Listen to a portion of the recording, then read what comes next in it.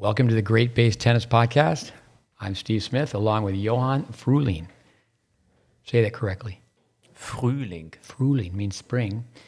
Second visit here. He's a fitness coach, and it's been great to have him here. We actually have 100 short videos on our YouTube channel.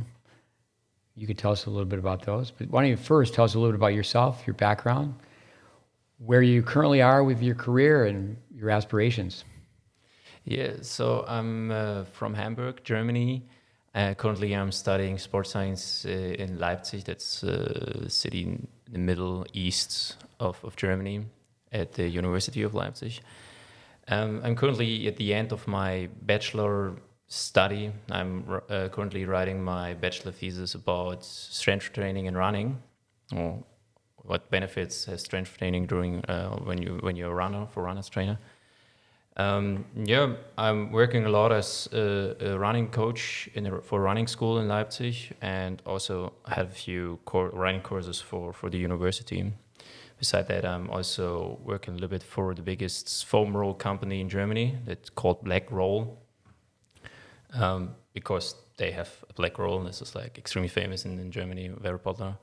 I'm working there as a promoter, and currently I'm here helping you out, Steve. It's been great. Second time. Yeah, second time. Love to work here. I'm now nearly 2 months in here, I think. And love it, the work with the kids and helping them out. We'll have to get into that. With your triathlete, is that how you say that? Yes. Tell us a little bit about that. Yeah, I'm on my own. I'm a triathlete. I'm not a tennis player. I played a little bit tennis when I was like around 11 to 13, so 2 years, but not very specific.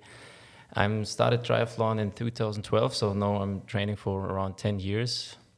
I have some ups and downs, especially when it comes to running, because I have a huge running injury. I had a shin split for like nearly 7 years around.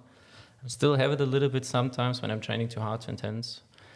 Triathlon, for everybody who doesn't know exactly, is first you swim, then you go on the bike, and then you go on the run with no breaks in between.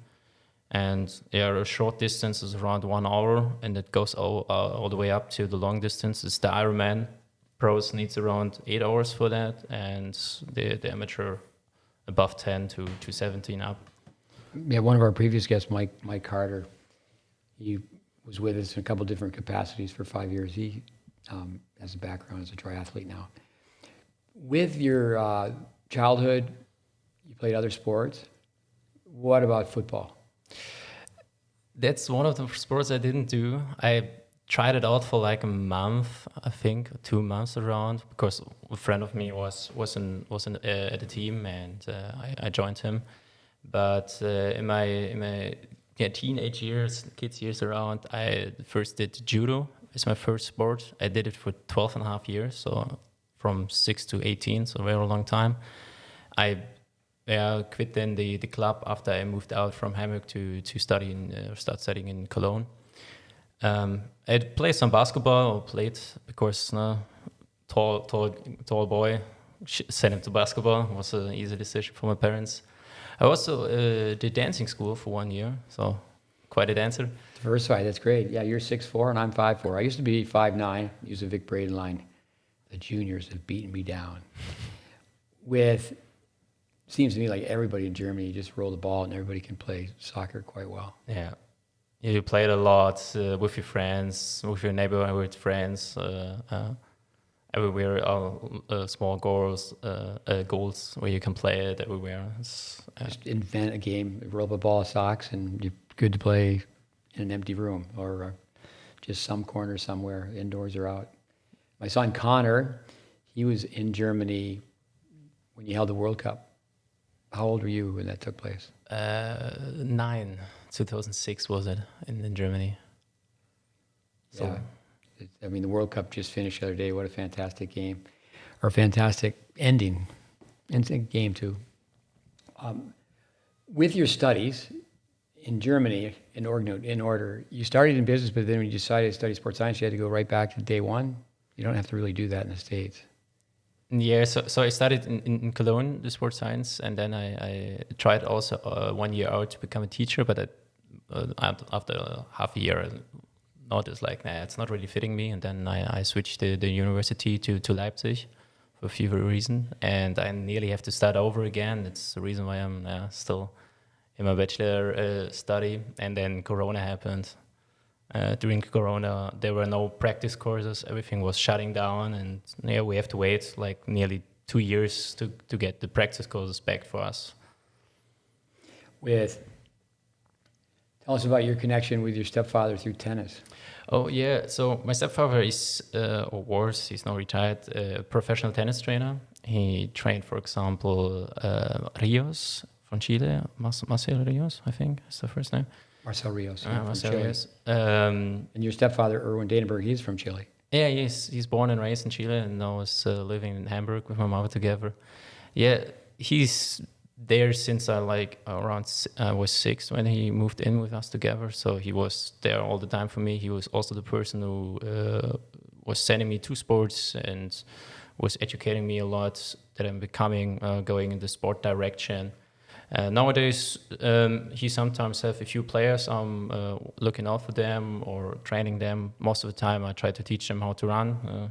Running teacher and having a little knowledge of running. And I have also one athlete I'm still training over online. I give the running training plan. I'm sending him videos how to do the exercises. Sometimes we make it like video coaching. And so I know that he's doing the exercise correct. So we do this now for like around 1.5 years. For our listeners, I was at a tournament, been in many tournaments with Johann, and I said, see that gentleman over there? It's Riccardo Acioli, who has a very impressive background in tennis. Now he's managing Chris Everts, but he played world-class tennis, and he also, he worked with Rios too. He worked with Sabatini, and I said, if you appoint him to go over there and ask that gentleman, and he will tell you that he knows Erwin really, really well. They play tennis together.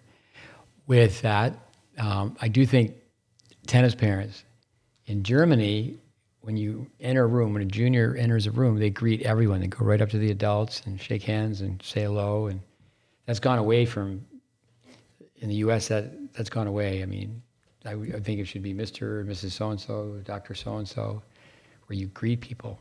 It's amazing to me that young juniors will just walk right by adults and not even say hello. Shocking.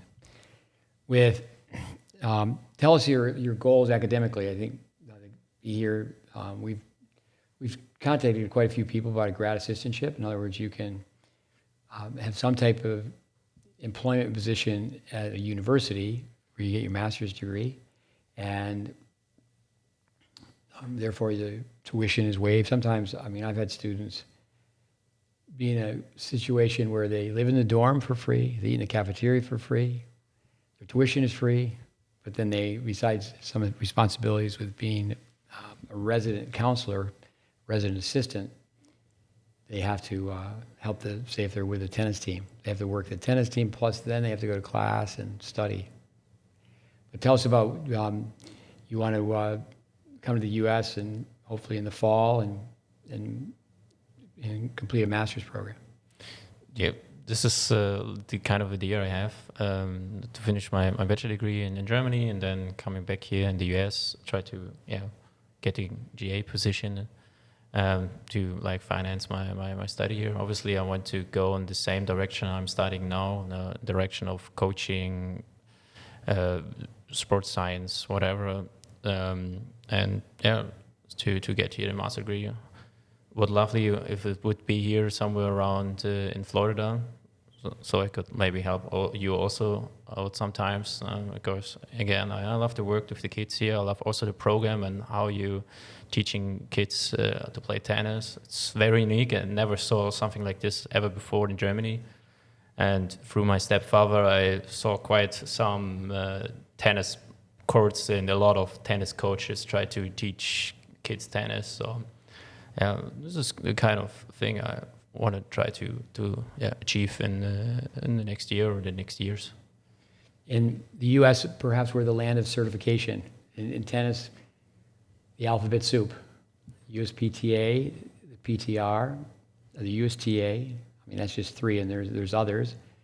when I ran an academic program for tennis teachers, we had them go through 9, in addition to getting a 2-year degree, we had 9 different certifications. In Germany, is it the same? Like I know I'm not an expert by any means, but there's all sorts of alphabet soup for fitness with certifications. Is it the same in Germany? Or you have to have, I mean, I think of that more as an informal education. A formal education is where you go to university and you're studying, and it's old school.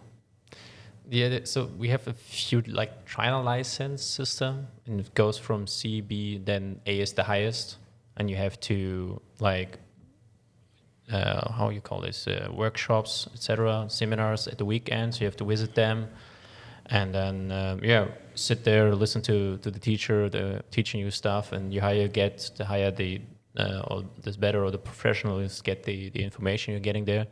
And it's also the system that you have to redo, I think like every 2 or 3 years, you have to redo all these seminars and have to get lessons in to, still be up to date, what is now the common knowledge in training science, etc. So this is the things I know. And I spent so much time in Germany in the 1980s. Their tennis boom was maybe 10 years behind ours. Like there's a tennis boom now here in this country for pickleball. It reminds me of tennis in the 70s. But in the 80s, Boris Becker and Steffi Graf came along, and they were both obviously sensational, fantastic, ausgezeichnet. They were number ones, and there was a boom in Germany. I mean, if you were a teaching pro in Germany, if you want to play tennis seriously, you'd have to play at 1 or 2 o'clock in the morning. You just could not get a court. Many of my students to this day are still living and working in Germany. Vic Braden, we talk about often, had numerous tennis schools. Ankum, Zilt, Goslar, Reitemwinkel. I have to slow down and think if I covered all of them. And I remember I traveled as a consultant. I would go over there, and he hired coaches I trained, and I would go over there in the summers. And I've been there in many other capacities. I have not been there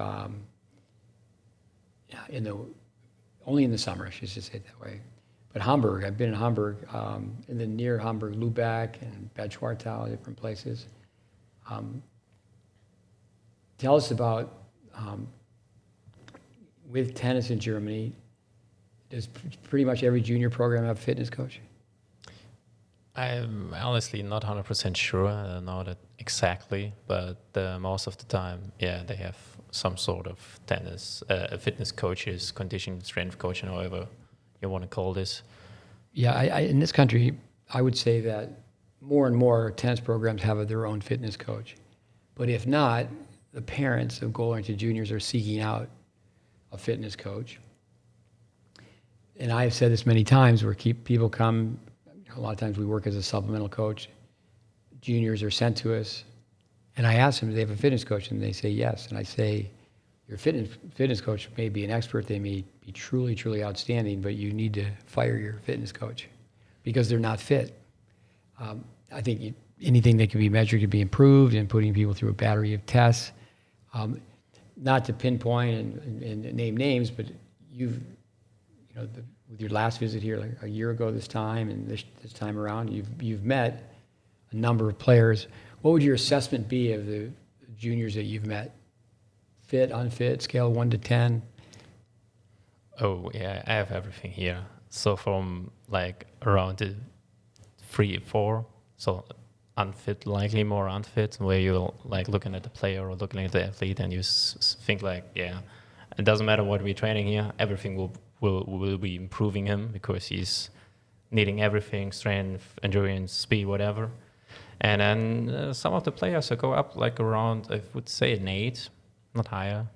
Very high professional is not here, but where you think about more, okay, he's good at these and these. I have to be more specific when I do certain exercises with him to get him in a certain way. Where he is, for example, obviously has a good speed, but in endurance we can work a little bit more.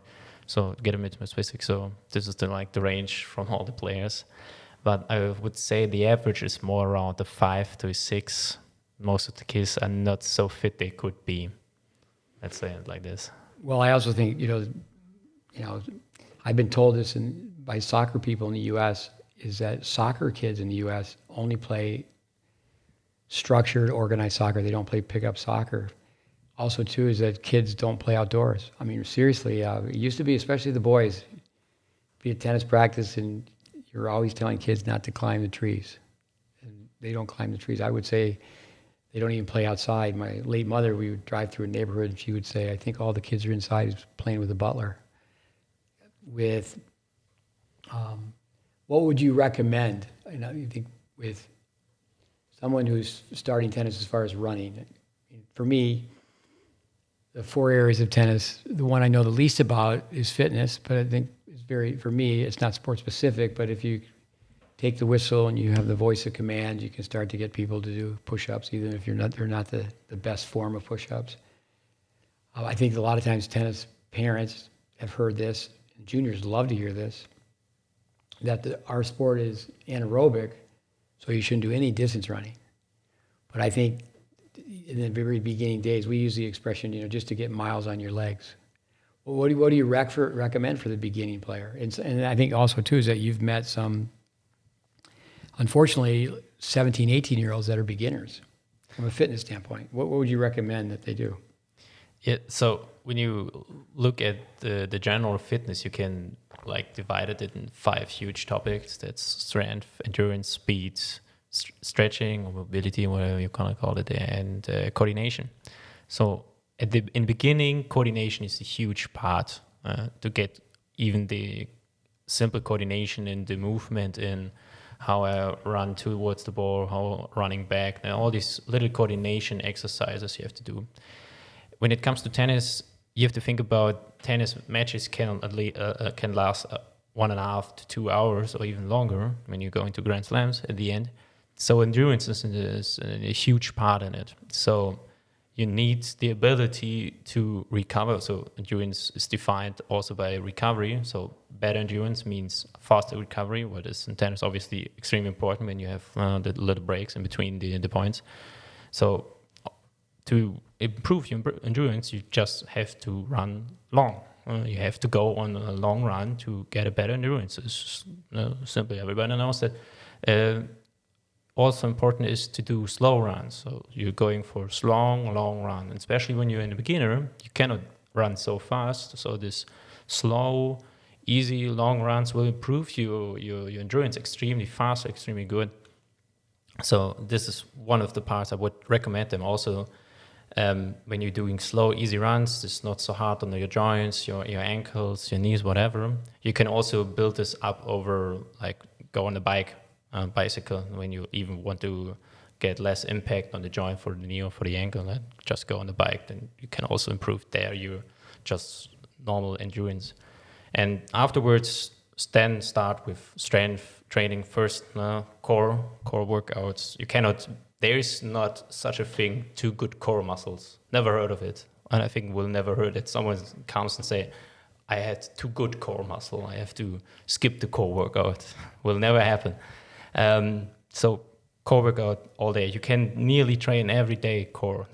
Normal playing sit-ups, and there's so many hundreds of different variation of sit-ups you can do to get variation in your training. It's not boring. When you're doing all the 5 exercises every day and the same, you get bored at some time maybe.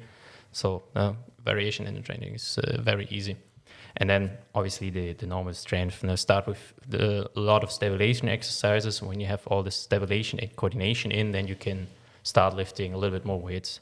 But at the end, strength training is not the most important part when it comes to tennis, because you have to think about a tennis racket wears weight around 300 to 400 grams, maybe around something like this. So you don't have to move a lot of weight because tennis racket is light, ball is light. So speed is a little bit more important, how fast you can swing the racket, or not how much you can press on the bench press. So this is not so important. Isometrics. We always tell people your body's a built-in gym. We look at film today, almost every day, and it's nice to have the film so the students an out-of-body experience. They can see themselves just like, okay, now go shadow swing in front of the mirror, out-of-body experience. And again, it just seems like doom and gloom. Almost nobody gets low. They stand straight up, spin on a two-handed backhand. They collapse the wrist, and they're just, are they getting behind the ball? Do they have fast feet? Jack Kramer, you talk a little bit about skipping rope, jumping rope. Comes from boxing, and we tell kids minimum do 3-minute rounds a day. So you can do abs. You always can do abs. It's not like, okay, we'll do lower body on Monday, upper body on Tuesday, but you can always do abs. That's what I have been told by fitness trainers. So you skip rope for a minute, you rest for a minute. We tell people, okay, you could shadow swing your strokes. We tell people, okay, we're going to get you hit off the cone, hit 4 balls off the cone, and then do 40 jumps. And they really enjoy slowing down and getting some oxygen and hitting off the cone. But Kramer used to say, if I could do an hour, it's 15 rounds. I tell people if we could just have on their sleeve how many times they have done that routine. Okay, we've known you 5 years. We'll multiply that times 365, and it's a dark cloud. It's a dark cloud. But what do you think about jump roping? Jump roping is a nice exercise. It gives you the coordination, this rhythmic from your ankles. The smaller the jumps, you have a lot small and middle jumps when it comes to tennis. Also improve your ankles. The better or the stronger your ankles is, the less injury you get. It's a simple thing. So skip roping is extremely good. 3 minutes in the beginning is quite a lot of time. So when we had the question before, when you started, so maybe start with like half a minute or a minute, try to continuously jumping, get the coordination, get the technique in from skip roping. But when you're good at this, 3 minutes, 1 minute off, perfect routine. You can really improve over that. I was listening to a Russian hockey player today, walking to practice, and from the age of 6 to 16, he had the same coach. With Roger Federer's family, his parents, I believe he was just 17, and he's been with him ever since, but they said, okay, we've hired this fitness trainer for 3 years. I do think that in tennis, one bad coach for 10 years is better than 10 different coaches. Just that continuity. What about going from one physical trainer to the next? What's your thoughts on that? Can help, because different person have different look at you, maybe see if something different has different thoughts, different aspects. Not every trainer is good for every athlete. It's like a relationship at the end. You cannot match every woman with every man. It's like you have to find your partner, and you also have to find your trainer at the one point. So it can improve you. Now, when you're a little bit unhappy, you're not saying 100% trusting in what the coach is doing with you. So that can be improving. But when you trusting them, then try to stick one, because a coach most of the time, or good coaches, has a deeper thought into their training. They start something off, and you may be what is exactly doing? But he's thinking 2-3 steps ahead. So he's trust me, I have a system, and we will go there, and we will come to the goal we want to achieve at your fitness. And so it can be good, but it also can be worse to staying or switching. So it's a little bit not 100% easy to say. But yeah, I would like to. My personal, I love it to continuously have one athlete, because I can work with them over time and a long time, and you see the progression, and you can go further and further. You at one point knowing the athlete extremely well. When he's mentioning some pain, you can better sort that in. Is there no pain where you have to worry about the injury, or is this more pain? Okay, 1-2 a little bit lighter days, and then you can start in the intensity again. So good and maybe bad, depends a lot.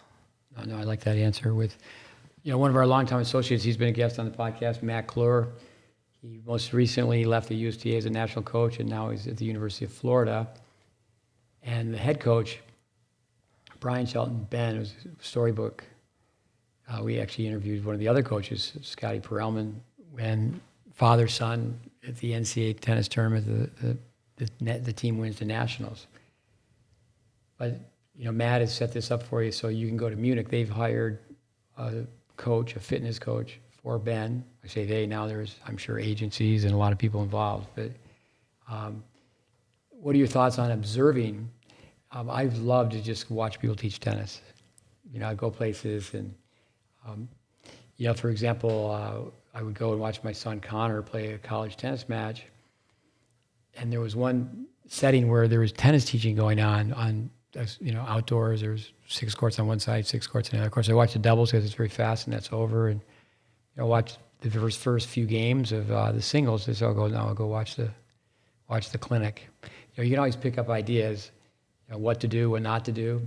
But what are your thoughts from a learning standpoint? I know with formal education, you again plan on getting grad assistantship, and I know Matt Clore and others will go on a campaign for that, trying to find more people to help you find a grad assistantship this upcoming spring. But what are your thoughts with fitness observing versus, I guess it's practical versus theoretical?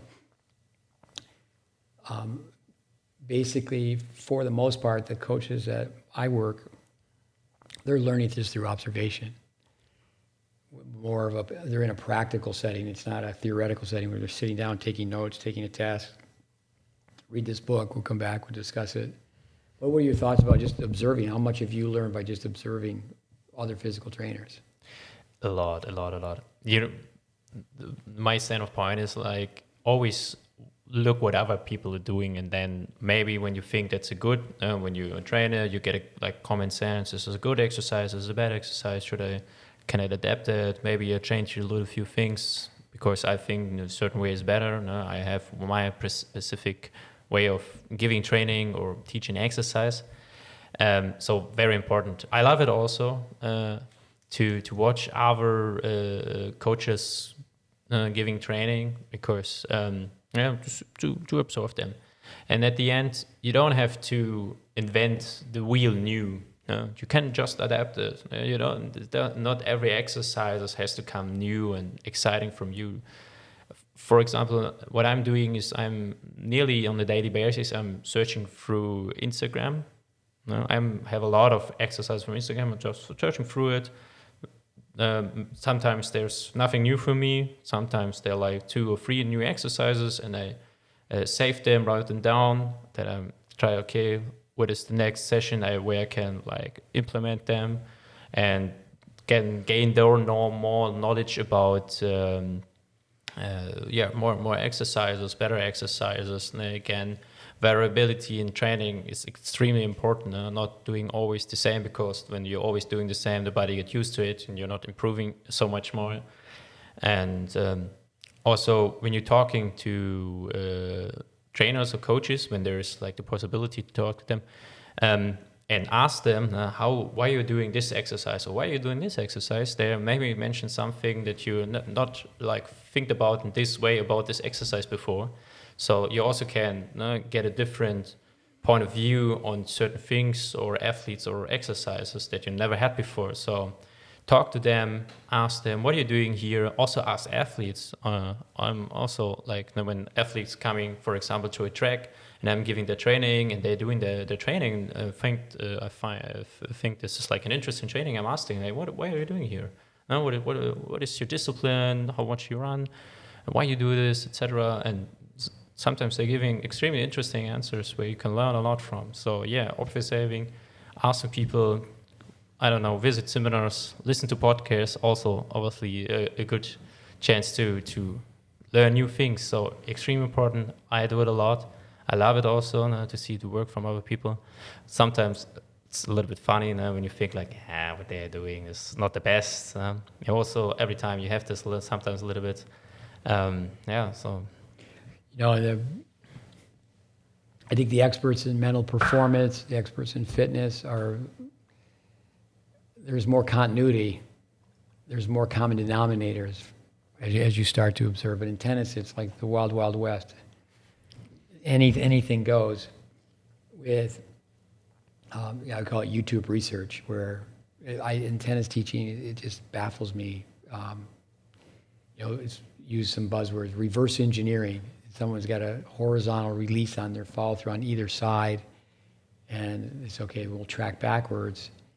And it's kind of mumbo jumbo. It sounds good, but then can you hit the ball consistently to the target? Technique, there's technique in everything. I tell people to get their attention when, like junior players, maybe 13, 14 years old, when you were in elementary school and they had races, they had relay races, and everybody was so excited. That's why they put blinders on a horse. To just look straight ahead. The running technique. It's like all four limbs are going in four different directions. And the idea, okay, we're going to teach you initially to move like a toy soldier, and eyes straight ahead, up and down with your arms, up and down with your knees, alignment. I do think that the listeners need to know, and you can comment on this, is I think they find out very quickly coming to visit us, and that's why they're sent to visit us, is their tennis technique is very poor. But what about the running technique overall? Yeah, running technique is a huge part, obviously, here from my work here. There is the perfect running technique when you look at books and see okay, what is anatomical right or physical right, what I should do while running. And there are a few points there is that's better when you do this. For example, we had to touch the ground. Running is nothing less than bringing your center of mass from A to B. And when you touch the ground in front of your center of mass, you cannot pull the center of mass, so you will slow down then. You will decelerate at that point until your foot is under you or behind your center of mass, and you can push off again.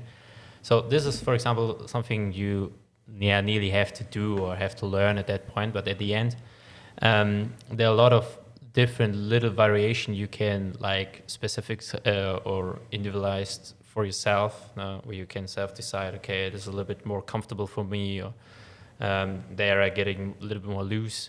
So there's a specific way, and I'm also try to teach them. But when I see that a person extremely good at running or is a good athlete, and they have a little bit of their own way, it's a little bit off, the textbook, as let's say that, I let them do this, because at the end you have to be comfortable with what you're doing. You have to be comfortable with your body, with your running technique, and it's better to let them be comfortable at this certain matter, because then they are more loose.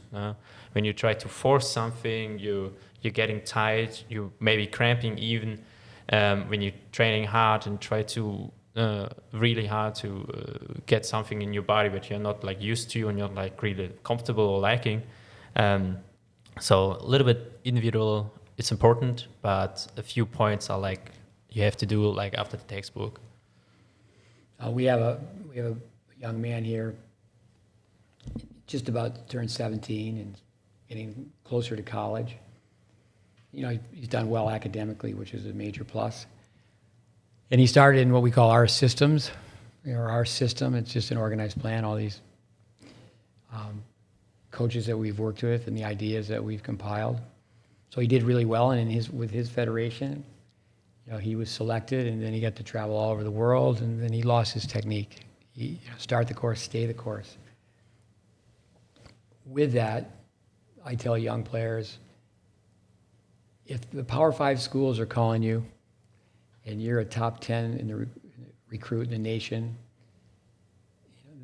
or maybe just a little bit higher, we can work within your game.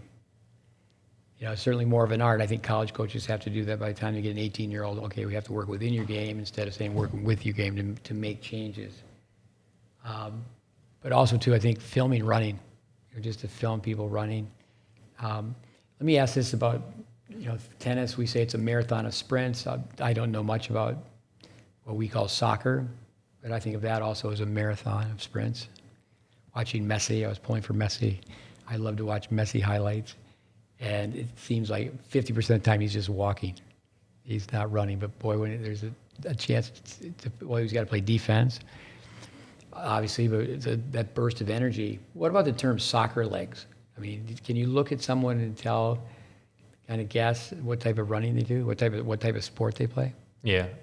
You see soccer players very well because the toes are looking outside because they have the ball between the legs and have to move the ball. So they're more used to have the toes more outside so they can run and play with the ball.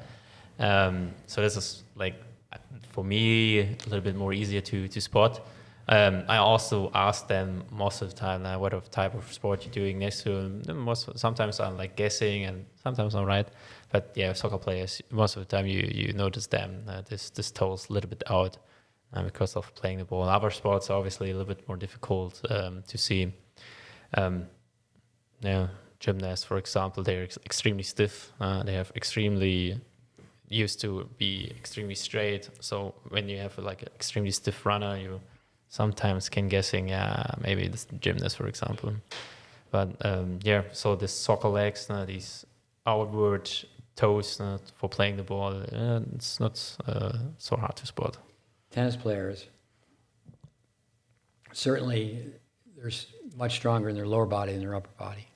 Not that they don't need to do all the flexibility and all the exercises to improve their upper body, but it's not a matter of bulking up with the upper body, correct? In tennis. You don't need it. Like I said, like a few minutes back, the tennis racket is light, the ball is light. You don't need a lot of muscle to move this. You don't have to bench 400 pounds. You just have to swing a 300-gram racket. Yeah, but the speed of getting set and using the ground is the ground reaction force.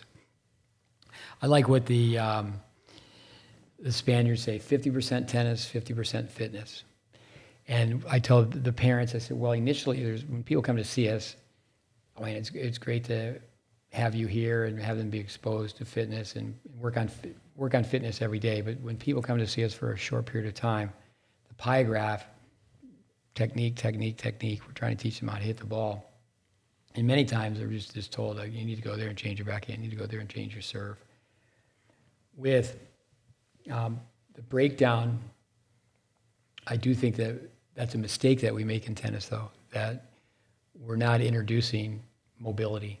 I mean, it's mind, mechanics, and mobility. We don't introduce that fast enough.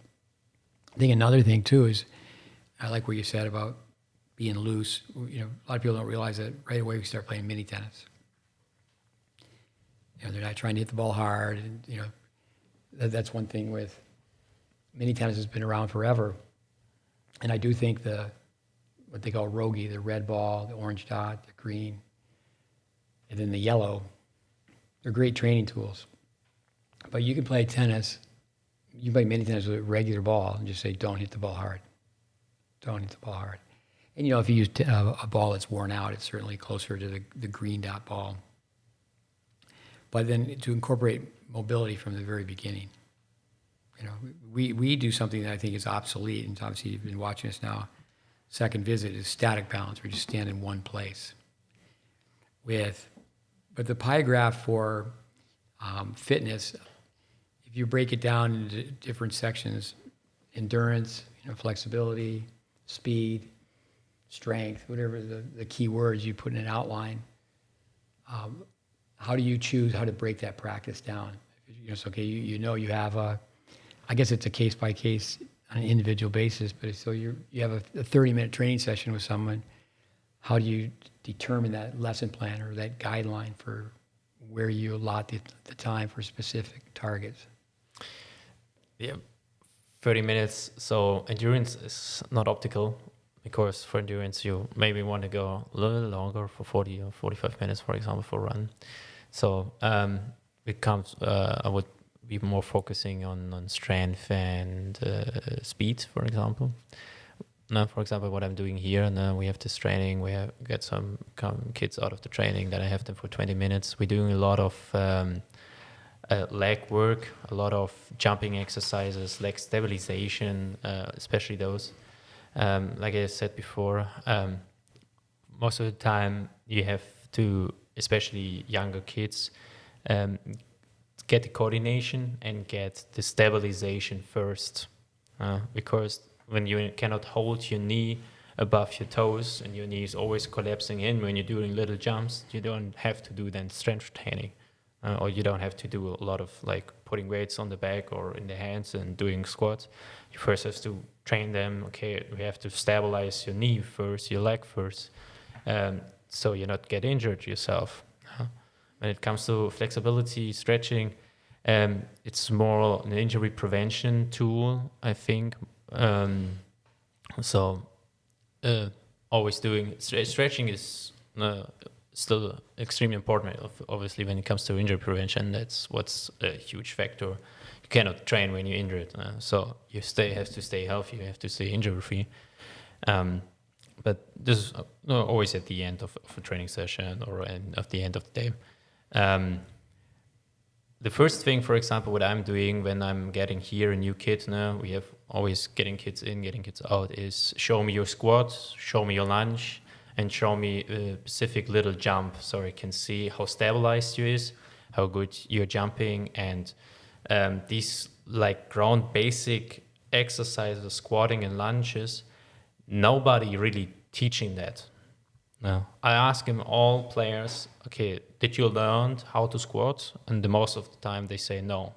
Never teach them ever how to squat properly. And then it's at the end, it's like a few simple steps you have just to follow them. Shoulder weight stand. When you're going down, let your knee above your toes. When your toes looking outside, your knee has to look outside. And get your back straight. Don't arch it too much. And this is like the first thing I have to do then for with the kids. Teach them these basic ground exercises before I can go on then with the training. And when I see this and I see them run, then I also can then decide, okay, more leg stabilization, or okay, the leg is good, so we can go further, do a little bit more jumps now, because you first has to get more leg stabilization, then you can go to jumps. Again, when you have no leg stabilization, your knee is always collapsing, and then you're doing jump, you're putting too much stress on the knee, on for example, the outside or the inside. It depends where the knee is collapsing to, and so it's not very good then for the knee. So it looks, a young tennis player like a baby colt, a baby horse, where their legs go out like this. When I was a young kid, my thing was hockey. That definitely was or is an explosive anaerobic sport. But my advice in the off season was run, distance running, LSD, long, slow distances.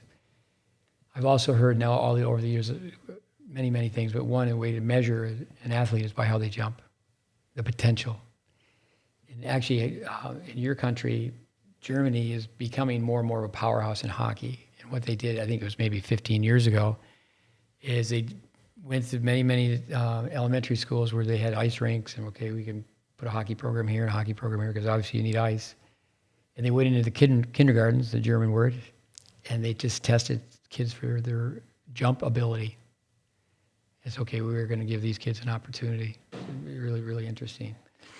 Let's talk a little bit about peer teaching, the 100 videos that you've made, and all the different drills that you do. Without mentioning names, you think that you've worked with some students that we said, okay, do the Johann, do 5 of Johann's drills. How do you think, would you have some candidates? Yeah, nearly everybody. Oh, that's good. That's good. Because then with peer teaching is to watch. I know someone, if we go back to a couple podcasts ago, Rami Baby, I'd like to have him, quit his job and come and be our CEO. I mean, I'm in the trenches, and that, for me I think what we've compiled requires a CEO, requires somebody to, okay, let's build an organization. With what I do day in and day out, you need somebody with major off-court skills. Actually, one of our students, Greg Tiley, I mean, he's the CEO of Tennis Australia. With 100 videos, for kids to copy those at home, how long do you think, okay, watch this, take 5 of those and do them? I mean, I'm sure it depends on the individual, but if it were tennis, we'd say, okay, you got to watch 5 of these and repeat. You got to do it over and over again. So the same principle. Yeah. Practice. So that leads us to motivation. I think one thing for yourself as a young coach is very limited, but we have housing for, say, 10 players. So then you get to see players 24/7. And it's, most of them are older. They're getting close to going to college. It's kind of like a halfway house. But the big thing is then they get away from their parents. And with motivation, but then that also turns into everything, nutrition. I would guess that's been a very powerful learning experience for you to be that. It's almost like being a Beverly Hills trainer. You're with your client 24 hours. You're watching what they have for breakfast, water consumption, snacks. What are your thoughts on motivation with, because I would say this, is that those 100 videos are there, the players have been working with you, they know they're improving, they just can sense how powerful it is to work on, like say, the speed drills you do. But I don't want to be doom and gloom, but we have people that we've worked with that for like 5 years later. Have you read this book that we recommended?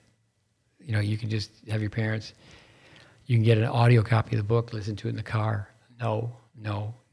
It's almost like people don't know how to get better. I like the thought that you're not the coach, you're the compass. Here are the directions, follow directions. But why don't you talk a little bit about your observations with being around people 24/7 and the motivation, nowhere to hide. No, yeah.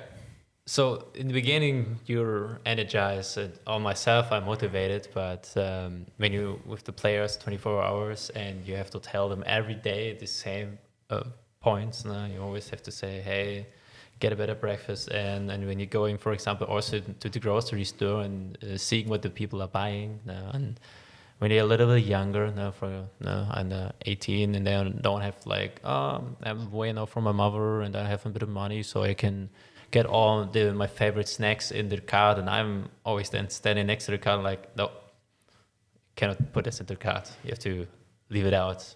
So when we go to the cashier, going through the cart and taking always the good sugar snacks from them out. At some point, sometimes a little bit tired, of course, getting from this, when you always have to say the same stuff over and over again. Hey, guys, come on, get healthy. But it's also housing and living together when it comes to clean up, dirty dishes, etc. Always staying on top of them. There's obviously give them a certain motivation, let's say this, when you're staying on top of them. You're always telling them, but like you said, now when they're going then off of this house, they going back to where they're living, with the parents or living alone, student dorm or whatever. They continue to the exercises. You continue the nutrition you learn from me here. I'm not a nutritionist. I have the basic knowledge of nutrition. I don't not know everything, and obviously there's way more to learn of also for me. But do you do it consistently? But this is the most important part when it comes to sport, in any sport: consistency.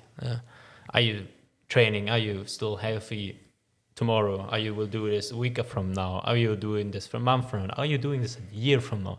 Are you doing this a decade from now? This is the question. This is the big question. When you're doing this, then you're becoming good. Then you're becoming professional. You make so many comments. One of the most difficult places to be professional is a college campus. It's Tuesday. We are going to celebrate Tuesday, and tomorrow's Wednesday. We are going to celebrate Wednesday. Very quickly, the story of what we say the tennis house, and I really don't like to mention this, but 9/11, I had 6 months of accounts closed. At that time, groups would come from all over the U.S., Canada, overseas. We'd have a group of Swedes or a group of Germans coming in, and it was all 6 months of business canceled. So I purchased a property that would sleep 20 players. And we've talked a little bit about that on the podcast. And with that, actually, one of my brothers was working for Oneida Silver, and he's a vice president, and he lost his position. The company just collapsed. Airlines went from, they went to plastic utensils, so basically a knife, a fork, a spoon. He ended up being a VP, never had to move from his house, so it worked out for him. And the reason I don't want to mention is that so many people lost their lives in 9/11. But what I have said is someone can be with us for 2 weeks in this situation where they're living with us, and we know more about that kid than the club pros worked with them for 2 years. Just with their motivation level when they get up. And I think also too for the parents, so many things, so many great parents. But when a young kid is, 12 years old and he asks, do I put the peanut butter on the bread when I put it in the toaster, or do I put the peanut butter on the bread after it comes out of the toaster? And that says, hey, mom, you are doing everything for your kid. And the sooner they can be independent, the better. And I think also, too, a lot of parents don't know how much they do for the kids. Also, spouses, where hopefully a couple stays married for years and years and years, and then one passes away from old age, and the other, the surviving spouse they have no idea what their partner did until afterwards. You just kind of take things for granted. But it's like, and also too, if they're around us too much, then we become familiarity. The SAT does familiarity breed contempt. Like the parents that keep telling their kid, turn the lights off, pick up your dirty clothes. They tell them day after day. Of course, it's unconditional love, and really great kids, they just have to keep being told the same thing. But I think with fitness, I think you really have to get out the measuring tape and the stopwatch, and then they know, and then they have to have a personal best. What are your comments on that? The way to measure it, to log it? Yeah, simple, extremely simple. Now, when you go to on the internet, there are a lot of different tests you can do, but at the end, when it comes to running, for example, know your 5, 10, and 15 meter time. Just sprinting. No. Say it again, 5 and 10 meters? 5, 10, and 15. 5 is like the most common, and 15 is like when you're staying a little bit more behind the baseline and then towards net. 5, 10, and 15. This is like, then you know how explosive, how fast you can accelerate.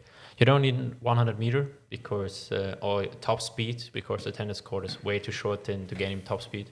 And when it comes to track and field, you need around 50 to 60 meters to gain the maximum top speed. So you don't need the maximum top speed, you need this explosivity, this acceleration. So measure this. Then get a tape out, place it on the ground, stand behind at the end, and then jump. Just normal forward broad jump with 2 legs forward. Do it 1 leg. Also do it to the side.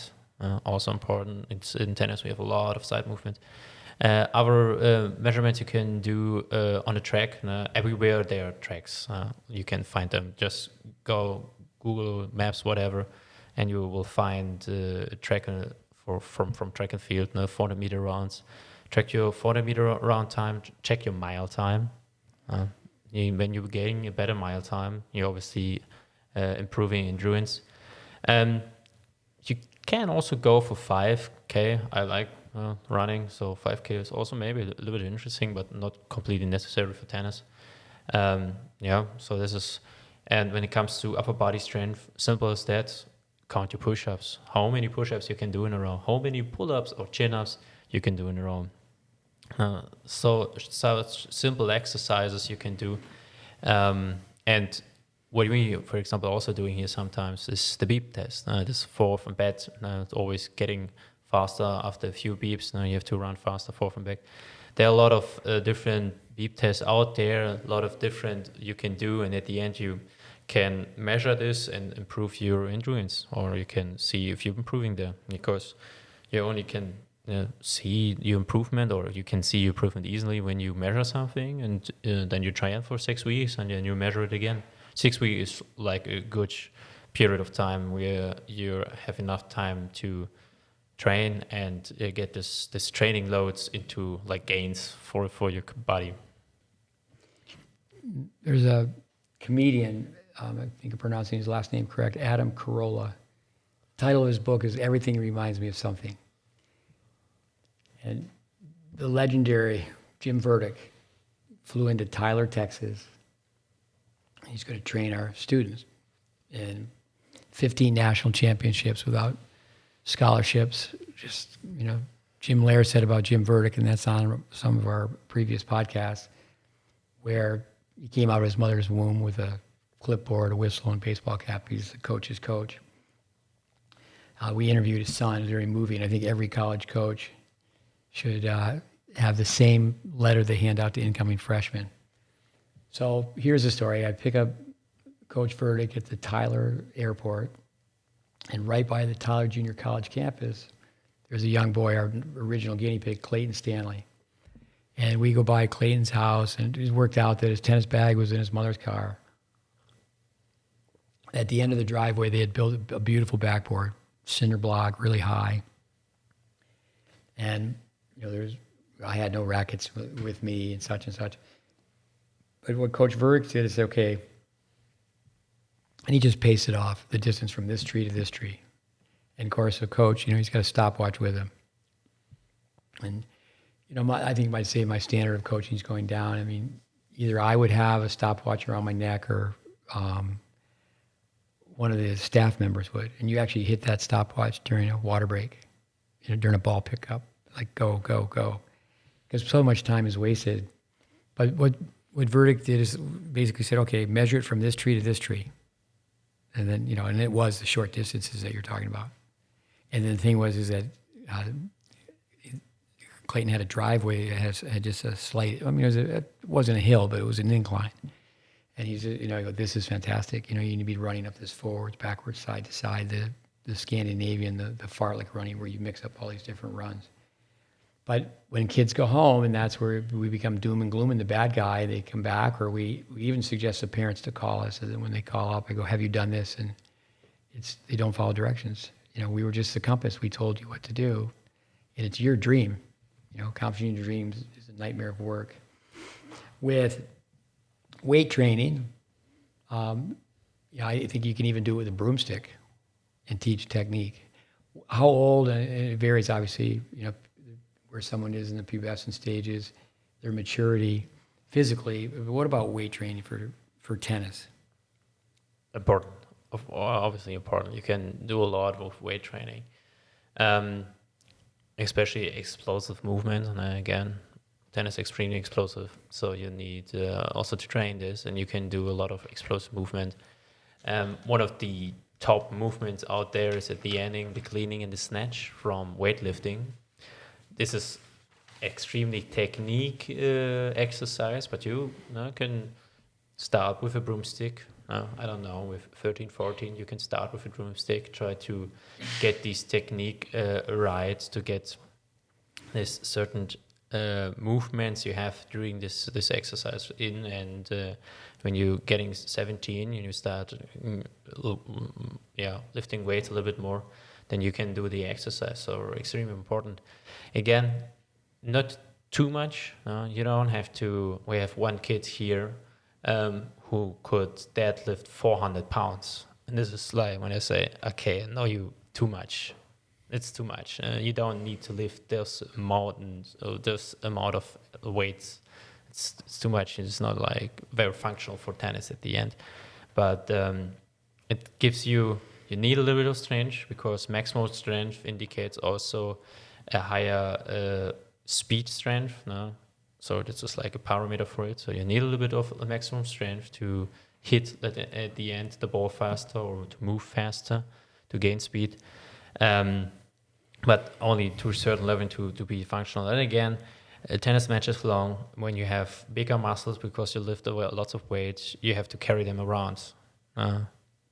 Muscle will cost you energy, because you have to move them around. So they also can maybe slow you down, or can be negative on your endurance, because you have to suddenly carry around more pounds on your body. Important, but only to a certain level. The FM Performance Center, it's a 7-minute walk. You can see it out the window. Unfortunately, there's a canal, so you have to take the sidewalk and walk around. You never have to get off the sidewalk. And same distance away is a park with 65 acres, running trails, all sorts of exercise apparatus. But we have basically a 4-car garage, which is, okay, that's a pretty nice house, but it's, 2 townhouses side by side, right next to each other. And it seems to me that the only time that people are in the gym is when you're there. I love how I've had that problem for years. All the weights have to be off the bar, so you have the bench press. Because teenage boys are going to be on their own, and they could hurt themselves. So I will see, how much can I bench? It's not, can I do it right? Can I gradually build that up? With, rules for the gym. I know that children will use academics as an excuse. So anyway, we have 2 gyms, and it's like, okay, go do 10 minutes of this. And certainly we're telling people constantly get in front of a mirror, and what do you need to change on your backhand? What do you need to change on in every day, get in front of a mirror. And there's only so much time, but if it's just, okay, just do that for 3 to 5 minutes. They need to monitor how much time they lose with social media, just on screen time. With the park, I love the park because it has 16 3-wall racquetball, and go do extra reps on the backboard. But I would say that almost no one does any extras. What are your thoughts on that? Yeah, nearly. They're thinking 5 hours of training. No, this is like the amount of time we have here is enough for training. Obviously, you can do a lot of stuff in your own redoing. For example, after every morning practice, I gather the kids, they're living here at the houses. Let's go to the garage. We do another core work of just simple planks. The old gold plank, front plank, side planks. We're doing that nearly every day. I try to do that every day, and afterwards a little bit of stretching together with them. You also, we have one player here, to say him run every day, 3 miles in the morning, 3 miles in the evening. You came up with the idea. He did it. He's still doing it. He wrote. I'm asking him over the phone. He answered me like, I'm still doing it. It's no a routine for him. So this is like one of the boy. But at the end, we told him to do it. He came not up with the idea on his own. We told him to do it. And this is also a thing that a lot of players have here. They're willing to do the exercises, the work, but only when we are telling them to do the exercises. They're not coming up with their own idea. They're not coming up, we trained now here, but I want to lift a little bit more weights. Then I ask me like, can I have another session? Can you come with me? Can you teach me this or this? Or can we go from this? Barely happens to never. So at the end, you have to train a lot of on your own. You get your own motivation to gain better. What I was telling a few students when I went back, when you're waking up in your bed and you're thinking about, do I go on for a run or sleep in? Think about it. Somewhere out there is a kid your same age playing tennis, going out of bed and go for this run. And he will beat you because he went for this specific only run. He will be then this slightly better than you because he went for this run on his own instead of sleeping this half an hour you needing for this run more in. No, if you got to hit the floor, you got to get up. If you snooze, you lose. If your alarm clock, and now they don't have an alarm clock. I used to tell people, take that piece of plastic off that's on top for the snooze alarm, and just get up and go.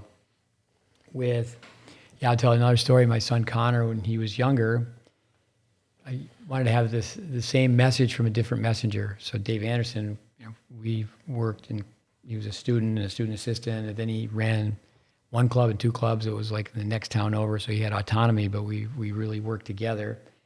Then we spent a year in Florida, give or take. It might have been a little bit longer than that, but with Jody Johnson. We need to have him on as a guest. When I think of Jody Johnson, I think of the word ignition. You would just say that kid's got no ignition, meaning that you turn the key and there's no spark. The engine doesn't go on, so you can't drive. The car doesn't go anywhere. And he had a true Rocky Balboa gym in Tampa. He had pro athletes, NFL athletes.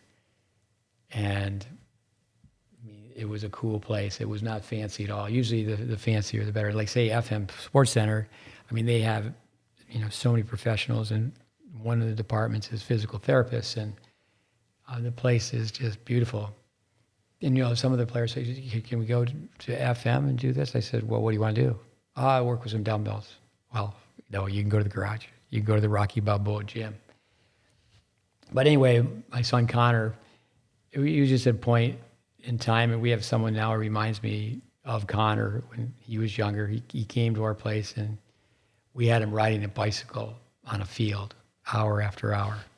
And he just had to burn the baby fat. And now he's being recruited by all these top schools. I mean, really top schools. So Connor went and he had his body fat, his percentage of body fat. And there's certainly many different ways to do it. I remember myself going through a fitness course, a nutrition course at a grad level, where it was underwater weighing. But he came back and his percentage of body fat went up. And I told Anderson, I said, it didn't work. I said, as soon as he got back from Dallas, I took him right to Jody Johnson's gym. And, he got worse. Maybe he hit a lot of balls and this and that, and the technique was certainly reinforced because of the same system. But he went back, and then when he came back after the second visit, he might have gone for like 4 weeks, 5 weeks at a clip. And we came back the second time, he got off the airplane, people didn't know who he was. Because you have to burn body fat. You have to do that. You have to change your metabolic rate. So what Anderson did, and I know a lot of tennis stories that are like this, where he drove into the facility in the morning, Connor had to get out. And he's going to get out, run in. He was just running through the residential section. And then we went back to his house in the evening, same thing. Because he was privileged to stay with Anderson, it's a totally different experience for someone to stay with us. We have people, which is fine. They come here with their families. And that's very powerful. But it still is really part-time training versus actually being, with us 24/7. And you learn from each other. But we have a setup where, people get up and they just have to turn to the right and they basically jog a mile to practice. And the word jog, I like Bill Ayers' book, Amazing Racers, is at least have your head in front of your feet. You're not just plodding, running flat-footed.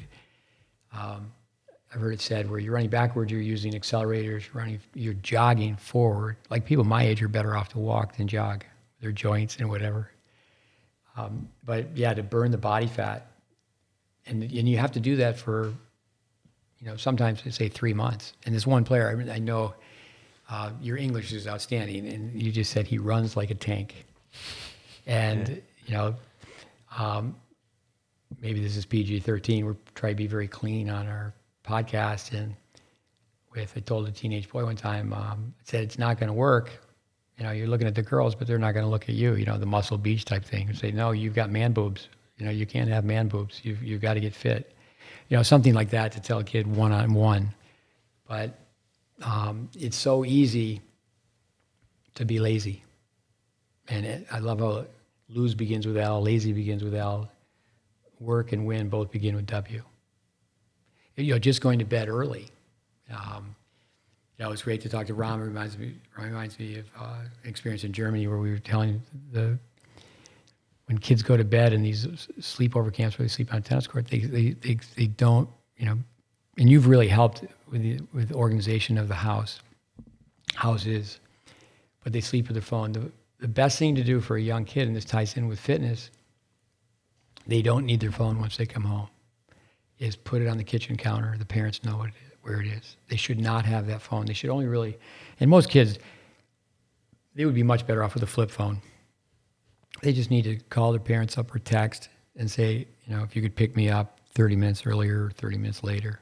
But it's really a thief of time. That old thing that you get out what you put in. With being a triathlete, let's talk about swimming for a little bit. I've always been told that swimming you need to do at the end of the day because you don't realize that, especially if kids just get in the pool and they're splashing around, they're not really swimming like a swimmer.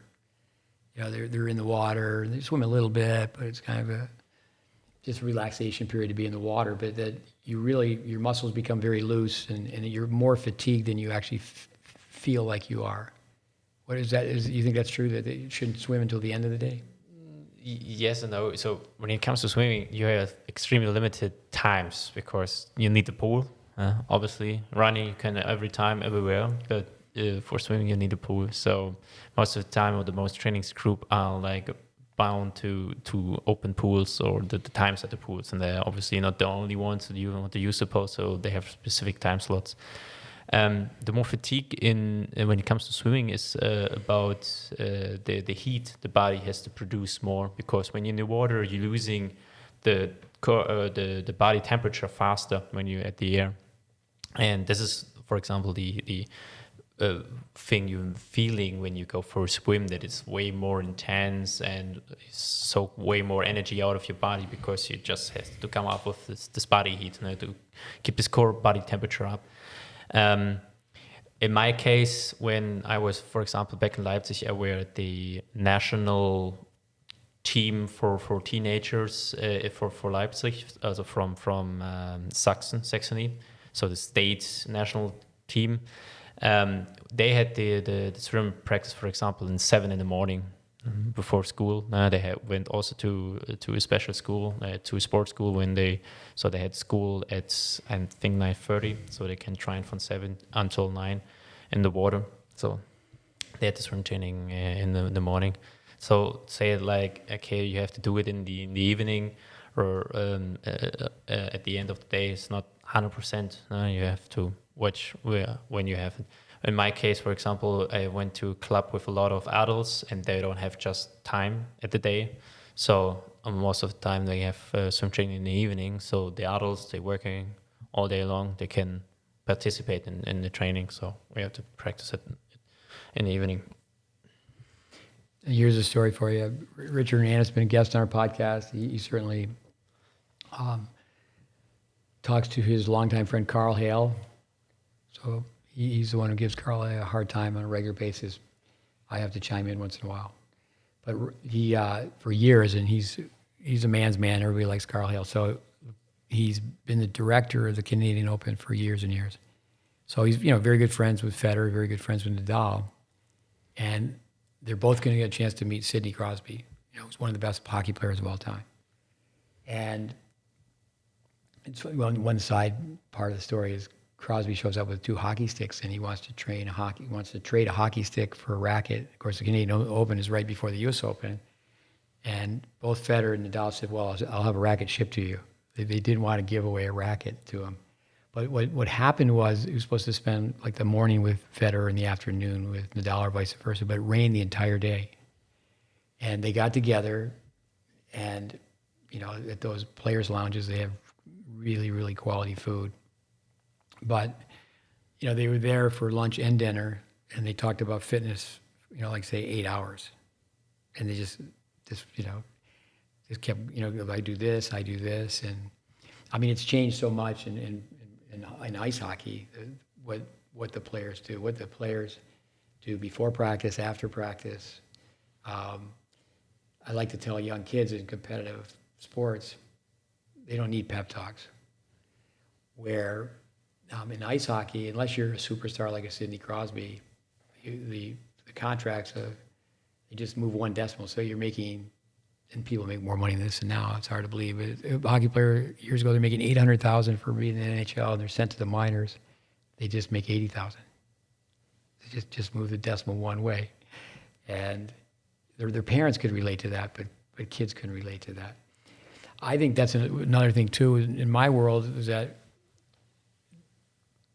they don't talk about tennis. Young junior tennis players are really not talking about tennis. Maybe they're talking about their UTR. Did they win or did they lose? But hey, what are you working on? Or sit at a tournament and go, what do you think of that player's game? What do you think of that player's forehand with backhand? It's more like, can we go to Smoothie King? I mean, it's like these are the people you're competing against. What about athletes that you've been around? Are they talking about fitness, like how to get a competitive edge? No, not really.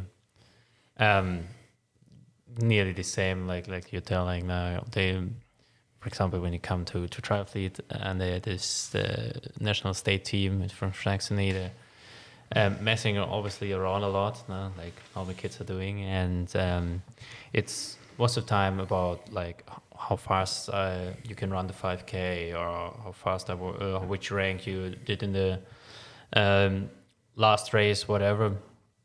What I was like you mentioning it before, the kids here, they learned how to charge a match, and I'm always asking then when the people when the players is playing a match, do you look at the charge? Did you ask the other players, can I get my chart from my match? And most of the time they say no. And I'm wondering, because like this is the perfect opportunity to see, okay, at which stroke I had the most unforced error. So I can try to relive this game. What you, for example, also recommend how to do. Sit down, close your eyes, try to relive certain matches. And with this chart, you can do this easily, and you can see, okay, at which point or which stroke I had the most struggle with. And this is something nobody's doing here. And I'm thinking like, yeah, it's like a waste of opportunity, to use this.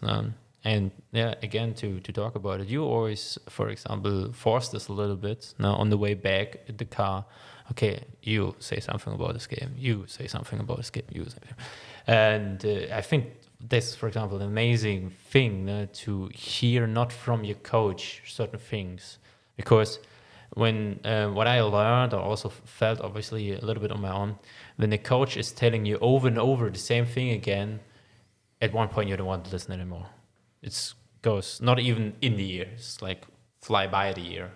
And they not recognize it. They know will listen to you. And then another person, another player, which is like a friend standing next to you, saying the same, like the coach, they take it in a different way. So they should be, but they're not doing. And luckily, they have you to force them a little bit to it. Yeah. No, I think make the car a classroom. I do tell parents that can be scary, that can be dangerous, because how much do you really know about tennis? I tell parents, and Bill Jacobson, who put CompuTennis together in 1982, he's a brilliant man, and his son was, fighting to make the lineup at Stanford. So if you could play six at Stanford, in my world, okay, you're a solid tennis player. He said, well, my son wasn't listening to me, just to put it in black and white. Now I've been told where, and this has been on the podcast, where kids don't want to look at numbers, they don't want to look at a printout. But if you just show them visually, you tag, okay, you missed 22 forehands over a course of 2 sets, and there's only 100 points played. Same mistake. But yeah, to have interventions to sit around, I think it's better not in the classroom, because when you're in the classroom, you you can put the chairs in a circle and okay, let's have a little powwow here. I think it's so important how you say something to someone. We have a group of juniors that are 15 to 17 years old that are here on a very regular basis. And I'm very confident that we could take on the best college tennis team in the country in the mile. That's sad. I mean, because most college coaches just, our kids just have to run a 5:30. Now, Chuck Creasy, who we've had on, and he's really big into running, but he trained with Hopman. And, I think, some coaches will take shots, but I think they're wrong to do that. So, well, you play for Creasy, it's like you're trained, like run cross country. But no, I tell people, if you don't like to run, take up golf. I mean, you have to be able to run. And, I know that we are in the U.S. a car society. I've sent so many players to Europe, and they just know, take your running shoes with you. My son Connor was in Sweden, and there's this place, Växjö. Reinforcement, I think some of these stories are repeated, but they have a lake that's 3 miles around it, and he was complaining at times where at the end of the day, sometimes they run around that lake 3 times. They get there in the morning, go, we're not quite organized. Courts are a little damp, whatever. They go run around the lake, and by the time you get back, we'll get started. But they just go do it. It's nothing. It's just, just an easy 20-minute run, miles on the legs. And I think also, too, is that tennis parents need to realize that, especially here in the U.S. where you get so hot and humid, that your kid, and that's one thing that is a positive about the 10-point tiebreaker. In the summer humidity here in Florida, if you have to play 2 matches, I mean, each match could be, well over 2 hours each. And at the end of the day, then less and less they're putting singles in the match, or I should say doubles in the format. But with, like today, I told a young guy I was talking to him, I said, he's playing against a really good girl. I said, you're a great kid, she's a great kid. The difference is she thinks she's good and you don't think you're good. And, that is one thing about technical teaching. You keep telling people, well, you're doing this wrong and this wrong and this wrong. What about fitness? Do you take confidence away from someone when you get the stopwatch and they find out how bad they are? Yeah, obviously. It's always not nice to hear how bad you actually are. Now, when you have like the sort of feeling, okay, I'm not the fastest here in the training group, and then you stopping in time, and then you, for example, have a session where you have this interval over and over again, and you just tell them after every interval, the time is dropping down, and further down. It's for some a little bit frustrating, also, obviously, yeah. No, parents listening, the excitement. I get text messages and emails. Someone made the main draw at this tournament, or their federation has selected them to go to Europe. I mean, just here recently, we're working with a dozen kids, and then 4 of them have that. They would fall in that category, and that's not something to be excited about. What you need to be excited about is what they're not excited about. I mean, it's a big deal for a boy, to me, to break a 5-minute mile. It's not easy to break a 5-minute mile, and you have to work at it. Most tennis players, they're not going to do it as easily as a runner, because a runner starts to learn. They just know what their pace is. They're not going to go out fast. They become in tune with a stopwatch than running. But I think a lot of people will just say, no, you're not supposed to do that. And tennis is a lot of stops and starts. And I think one thing that we need to touch upon, if people are listening, they might think that we're just talking about running in a straight line. Why don't you talk about agility work and how you mix up, we would call it the zigs and the zags and up and back, and you do so many things on changing direction. Why don't you talk about that a little bit? Yeah. For example, the warm-up I'm doing every day here is a lot of running coordination exercise to teach them, to get first the coordination in. Coordination works always good as a warm-up. The brain is fresh.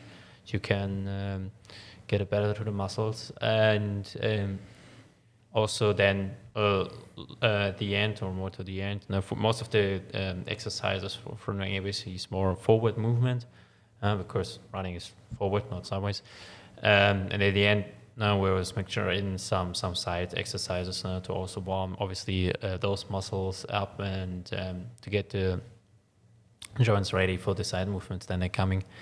When they then coming to my part of the training session, of course, today next to the backboards, we're doing a lot of side movement, side jumping, holding yourself, jump first to the side, then holding, or up, then to the side, then holding. Obviously, we're doing there's a lot. Stabilize your leg, stabilize your knee, try to get this explosivity in, starting off short sprints, right, left. So a lot of work, a lot of time is going into this work, and we try to then improve the kids. So one thing on other sports, one thing that comes up with other sports is the prevention of injury, the people that have played other sports. But again, reinforcement. We had a meeting on our podcast, and a coach that loves tennis, and he's here visiting. He's been visiting for 15 years, maybe more. He's very creative. He's an inventor. He loves new things, and I think that's very important. To add to practice, do some fun things, and certainly, we have so many different ways to approach a practice. But with that, the term new information came up. Yeah, you want to seek new information, but really, in the end, there's no secret sauce. Just same thing with hitting a forehand and backhand. You just need basics. You don't need anything fancy. But with fitness, we touched upon that. It's not like you need the fancy gym. with the prevention of injury, prehab versus rehab. That's where if people did the prehab, they wouldn't have to do the rehab. Why don't you talk about that a little bit? What all the things that have to go in prior to that? Yep. So obviously, it's better don't have the injury than have the injury and go to rehab, because you're losing a lot of time, and especially when you have something complicated around the ankle or the knee, some tendons or bands are ripping apart or whatever. And so at the worst case, you're losing half to a year of practice completely. So obviously, prevention is way more important than rehab. To prevent something, it's rather simpler. Again, like I told before, stabilizing muscles, extremely important for the prevention. Also, like this is the strength training, and then the stretching training for prevention training.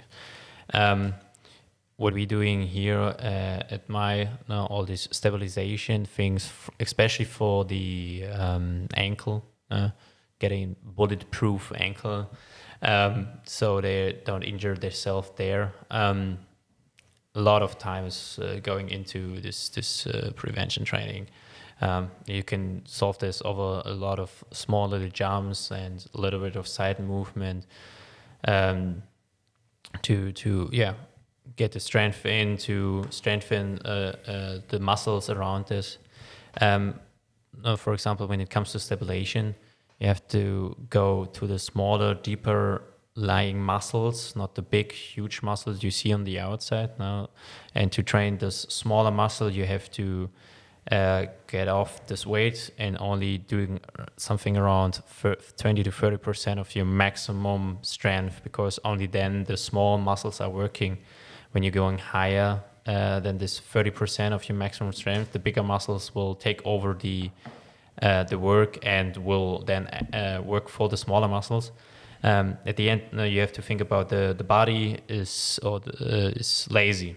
Don't want to work. They want to lay down and do nothing. So there's extremely economically when it comes to energy. So when you're only needing like 20% of your maximum strength, the body will use only the small muscles, because they're enough to move around or to do this exercise.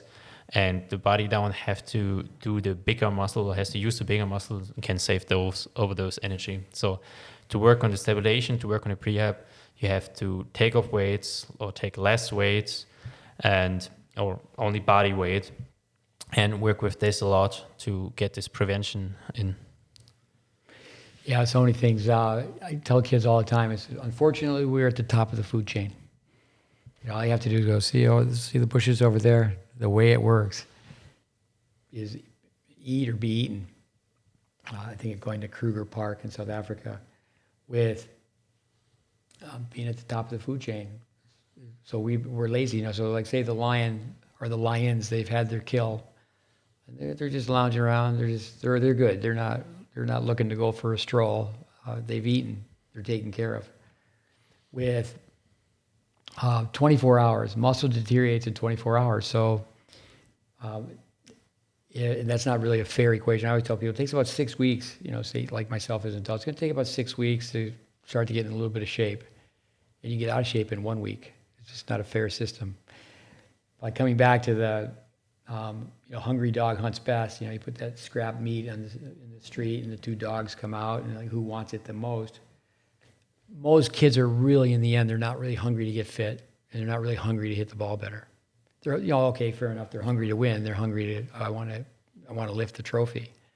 But everything that goes into that, you being from Germany, the way the tax system is, I've called a few Germans over the years hypochondriacs, which means you're always injured. I do think that if there's a trainer around all the time, if mom's there, dad's there all the time, I think a lot of times people cry injury. Well, if you're in the jungle and you're being chased, you can't turn around and go, I pulled my groin. I'm going to sit this one out. So what are your thoughts? I know that kids use academics. They're there's only 3 numbers with college tennis, your SAT and GPA. That's 2 that are academic, and 1 is your UTR. But on the fitness side, what are your thoughts on people using injuries as an excuse? Yeah, they're doing it, obviously, 100%. Not all of them. No, some of them are also, like, most of the time, the quiet kids.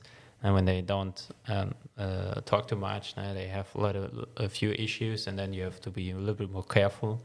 And when they don't talk openly about their injuries, or when they're hurting a muscle or whatever. But on the other hand, you also have these more extroverted, more talkative, active kids now who are always like, no, my knee's a little bit hurting, and then you're like, I see it really telling the truth. You obviously when someone is injured, you have to be careful, obviously. You have to try not to do certain exercises, get the injury rest, get back. So you don't want to train with an injury or train on an injury to get it harder, get it even worse, and take longer to recovery. But at the end, like I said before, when you're working longer with the athletes together, and you get to know the athletes, and you know exactly, okay, how much is he telling now the truth, how good is his own body feeling, also extremely important. How good I can feel my own body, how good I can understand the signals my body is sending me when I have an injury. If they're, do I have to know to listen to them, or is this okay? Can I train? And you better, or more time you spend in the athletes, you better can read them, and through that you can better think about, okay, how much work we can put in. I'm always a little bit careful when it comes to injuries. Again, don't train on it, but there are always exercises you can do, always. With the park. I know when I was a kid, you had to take these PE classes, and I think everyone should go to YouTube and put in JFK, John Fitzgerald Kennedy, our former president in the 60s. The late John Fitzgerald, he had a fitness program, and it's amazing. High school senior boys had to carry someone a mile that was within 10 pounds up or down of their weight. Just piggyback, carry someone. And the fitness testing was very basic, but it was just amazing. And back in those days, people were eating Wonder Bread, white bread. Supposedly the rats wouldn't eat the white bread, and Hostess cupcakes, and drinking Coca-Colas, and drinking water out of a garden hose, or better yet, a team would go to a bucket, and for a soup ladle to take water out of the bucket. Now people are showing up and asking me, I brought 2 bottles of coconut water, Coach. Would you like one? Coconut water. Coming back to just, in some ways things are too easy. Now, one thing with practice, but also then with tournaments, one thing that is a plague is kids pulling out of tournaments. They know in the back draw they're going to perhaps play someone with a lower UTR, and you have to play consolation. And I think parents listening should know, if a college coach is worth their weight in salt, they're going to look up a kid's record and see how many times have they pulled out of a tournament. And then you think about Roger Federer, I believe, I have to go with our fact checker, Andres Barbosa. I'll have to say this from, I was told a Colombian saying, his mother is Colombian. Do you push the horse? It's easier to pull the horse than push the horse. But with that, as the kids are pulling out of back draws, left and right. And, kids, they're flying in, parents are checking into a hotel, they're renting a car, the expenses are astronomical. That gets off into, wouldn't it be really great if in this country or other countries, the governing body would just rent a college campus or part of a college campus. It's not to run a camp, but say, okay, we're going to have this dorm for boys, this dorm for girls, and they're just going to play matches, and parents stay home. And they just play so many matches, and the match count goes way up. And again, it's matches. How many matches did you play? Did you play this person? Did you win? Did you lose? And it doesn't have to be geared towards who's going to win that 2-inch trophy? Who's going to win the national, say 12s? All you have to do is do the homework. Like Michael Chang became a fantastic tennis player, won the French Open at 17. And his game style versus a Pete Sampras. To develop, I want to come back to jumping, to develop that all-court game. You're playing a lesser player, Jimmy Connors, play where the pressure is. Yeah, you could lose to a lower-ranked player, but play where the pressure is. I told a young girl today, I told her parents, all day long, actually in the second session, not all day long, the second session, in the first session we filmed a match, she played an older player coming from Pete Sampras' book. She didn't choke, she froze. She couldn't play. She was threatened. You're either the ego, you're either Jim Lair's circle of competition, and in the center, are you challenged or are you threatened? And in the afternoon, she was playing older players and playing sometimes just boys. She played great. Oh, certainly she was making mistakes, but she played free like she had nothing to lose. But here's something that people lose out all the time is that they don't play an approach shot with the idea they want to play a volley, because what they have to do to play a volley is they got to bend. One, they have to have the technique. And the complications are overwhelming. They don't have the instincts. They haven't done it. They've avoided it. So they don't even have the skill the recognition skills to read the passing shot. And then the savvy, okay, I've got to play a deep volley. I just have to make one volley deep, and then do the math on the following shot. But I always tell people, well, to hit an overhead, you got to bend and you got to jump. Well, the synapse doesn't fire very fast. And this is how it goes. It's a lob. Yes, it's a lob. And we know that ball's floating in the distance. It's like an airplane further away, and it looks like it's going much slower. But in your country where everybody's riding trains, you're at the train station. It looks like the train's going so fast, but it's not going to the train. Even a bullet train's not going as fast as an airplane. But the movement in tennis, certainly it is so much side to side, but what about the up and back? What about the bending? What about the jumping? Yeah, obviously, extremely important. The higher you jump, the higher you can touch, hit the ball, the better your angle is towards the net and the opposite side. Like I mentioned before, we're training that a lot, jumping, split stepping.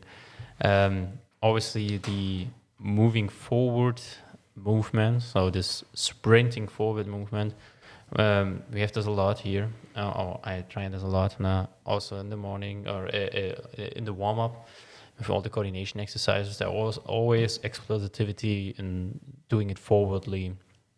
So to train this, to get this in. Yeah, and with coming back to the park and climbing the ropes, I can remember this wrestling coach, he didn't like the hockey players. We were supposed to be rough and tough, and we had to go up and down these ropes. And it was so tough for all of us to do it, where the wrestlers just up and down. So visiting family, a little 5.5-year-old girl goes over, and she's just in gymnastic classes. She goes up and down the ropes.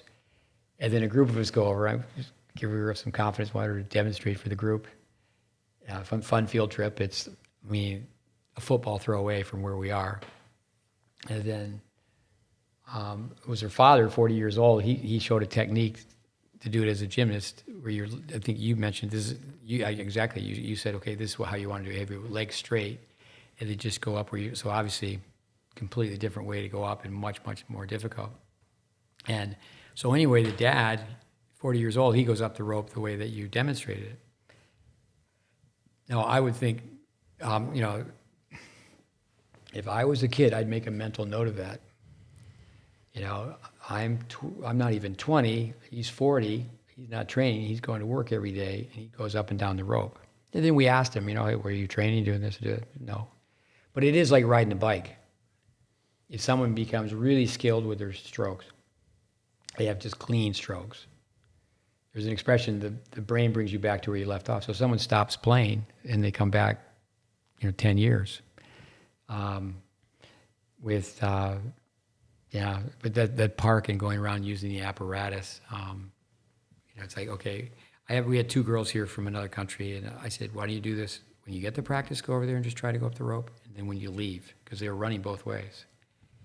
And again, I've come across so pessimistic, they tried it twice. try it twice. I think most people like to do what they're good at. You know, the baseliners like to bang balls from the baseline. Some doesn't have very good ground strokes. Right away, they're up at the net. It's very interesting.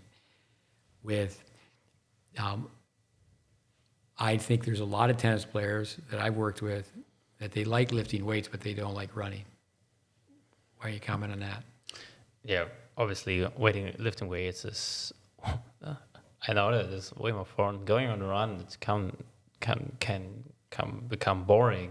When you're out there with your own thoughts, especially when you're an athlete. From me, I'm forbidding to take, for example, music on a run. Say that again. Don't listen to music when you're on a run. Leave your phone if you can, leave your phone at home. Just go for a run. And when you're like, oh, no, I have to track my time, go on Google Maps. Then you know how long this is.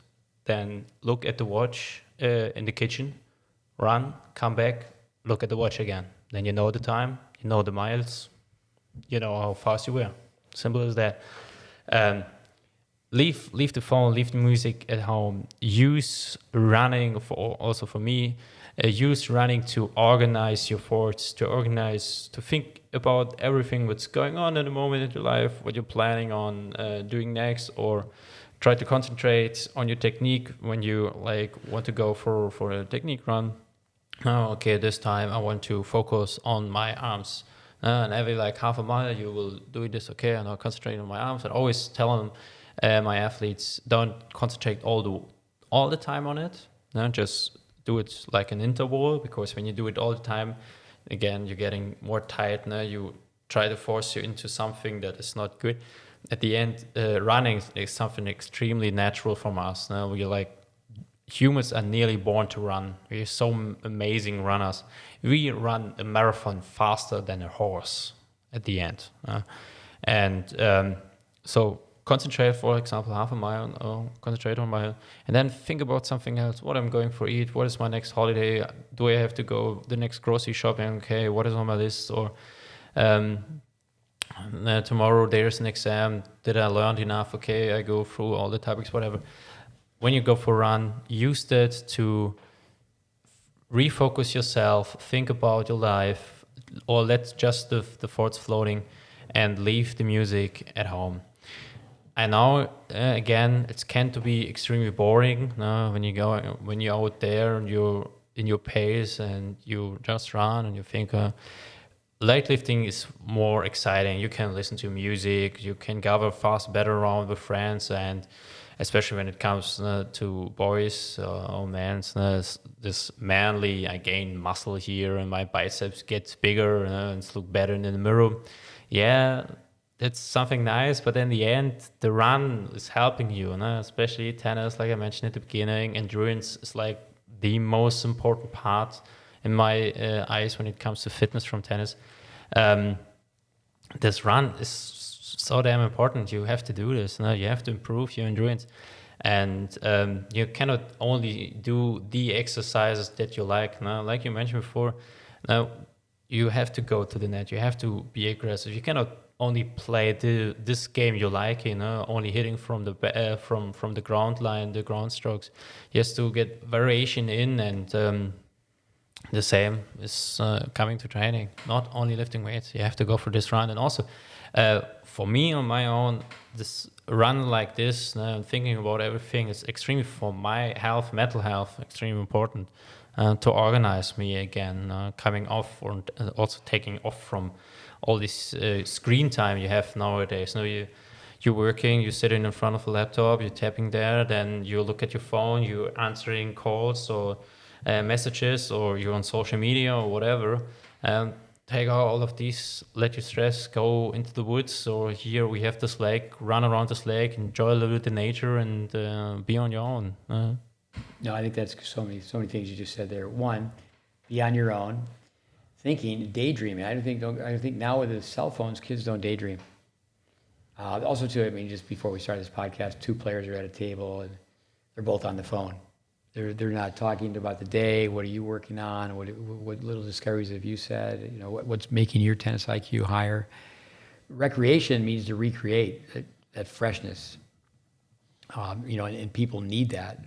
I tell people, do your math homework, take a 5-minute break, and get in front of the mirror.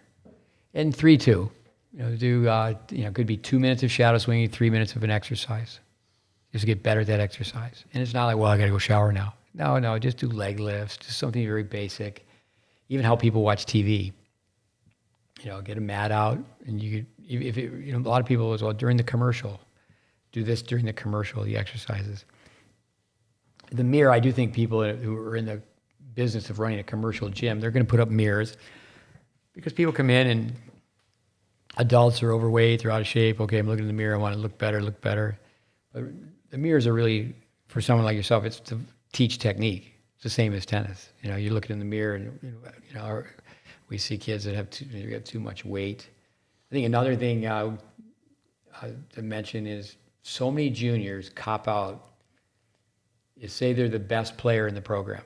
They know they can beat everybody within the practice. And say, you're running a group, and well, this is who's here for the next 2-3 weeks. You're the best player here for the next 2 or 3 weeks. That alpha dog mentality. So, well, because I can beat you 2-2, and I can beat you 2-2, I'm going to be a little bit slack in the run. And I do think that's where, people have a very, their perspective, their circle's too small, their lens is too small, and they don't really know. Junior tennis players need to be slapped across the head. When you turn 19, you're competing against the world. You're not in juniors anymore. I do think one story, Natalia Sorkin, she has been on our podcast. Her oldest son, Max, I remember telling him, you should become a runner. I've told many people that over the years. They just didn't learn how to hit the ball. They were so competitive, they couldn't make technical changes. And if you remain the same, you're getting worse because there's people behind you that are getting better. And her husband, Alexei, maybe it's been 2 years now. So the oldest son, he's a runner. And in cross country and track, I think of Artyom Pogaimi, Megan Broderick, others, that they had a year of eligibility left. And you can get a cross country track scholarship. All they need to know is your time. And, actually that's one positive of the UTR. If you're 13.5, there's people that are going to be knocking on your door. But, just interesting to see the transformation. He was on a track with us running intervals, and very quiet guy, but, he just let one of the students know they messed up because they saved everything for the last interval. They didn't really know how to pace themselves. But yeah, we need to thank you for all the work that you've done last year, this year. It's great to have you here. Hope to have you come back. Hope to help you with a grad assistantship. I do think that with that, Mark Twain, American philosopher from years ago, don't let the classroom interfere with your education. You need academic prowess. You need to study that side of it. You know that, obviously. I don't have to tell you. But you also need the clinical, too. You learn from yourself, learn from your experiences. And, the amount of hours that you've logged, for me, and I know you're very young, just to watch you last year and to watch you this year, the coaching's at a really high level. With the other day at the park, I introduced myself. A gentleman was watching you, and he's from France, and he's Coco Gauff's fitness coach. He was just watching your workout and said some nice things about it. So I think that's a great thing in sport now, that you can have a long career helping people become better. And you're interested in working with all athletes, or you think, and I've asked you that, but when you tell our listeners, or want to focus mostly on tennis players? I'm open. I'm open to everything. I'm coming from triathlon, so I'm open to free sports already. Not working with you, what I'm really enjoying, and also with my stepfather, not working a lot of tennis players. I'm at the end. I'm open. I'm beginning to gain or to see the fascination in tennis, because tennis is so complex and complicated. It's just like a little adventure to dive in this topic, into the sport, and see how many different details you have to think about and to see, and there's so much work to do. When it comes to endurance trainings at some points are extremely simple. Just run slow and run long. And when you gain getting fatter, then run longer. So So at the end, it's some principles. Of course, it's not that simple at the end, but at first it's mentioned like this is tennis extremely fascinating, and I'm obviously extremely thankful for the opportunity you're giving me here to dive into the sport, to work with athletes that wanted to become pro, so they're also willing to do the work I'm doing with them, and I'm really enjoying the staying here. And obviously I would love it to come back next year, study my master here, and still trying to stay in tennis, and working with kids there. But like I said, at the end, I'm extremely open. I also would work with soccer players, football players, basketball players, whatever.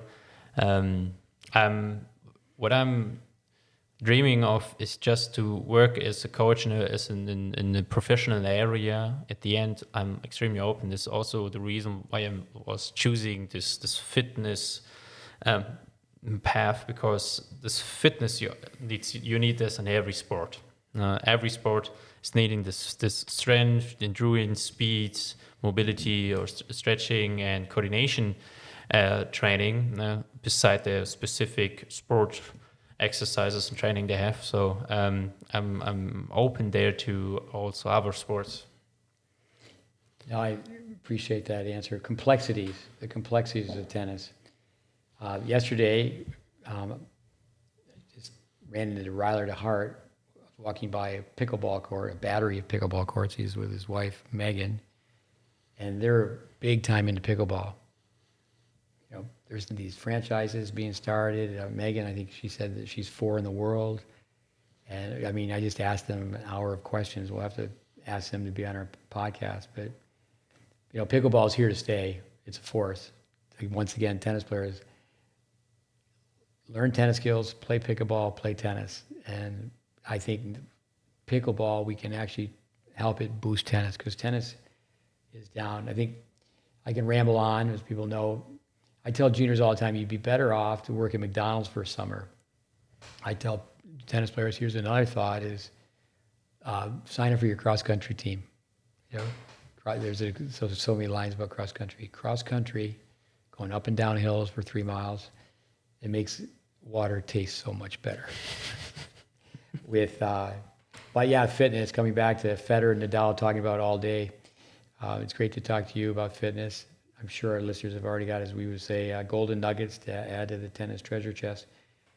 But big thank you from me. But why do you, if you had to just say one thing, and I know that's tough, you already have covered so much ground. If you were to repeat one thing with the players that you've worked with, because I know they'll listen to this podcast, and I'm sure this would apply to many people who have not been working with you, but if there was just one general comment that you'd have for the people, and you're a coach, I mean, I think that's one thing that really has to be stated. A coach, I love the definition.